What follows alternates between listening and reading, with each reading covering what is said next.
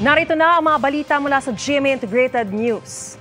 Maaliwalas na panahon na may panakanakang ulan dulot ng amihan at easterlies ang asahan ngayong araw.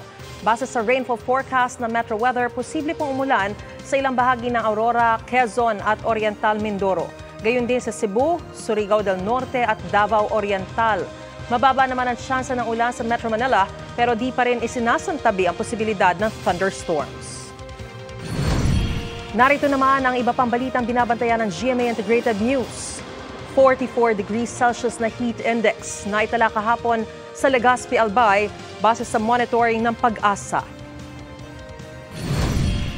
Presyo ng gasolina posibleng tumaas ng 1 peso and 20 centavos hanggang 1 peso and 40 centavos sa susunod na linggo base sa tansya ng isang oil company.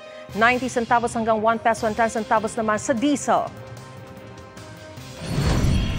At mga na-recover na bangkay at bahagi ng katawan ng tao sa landslide site sa Maco, Davao de Oro umakyat na sa 76.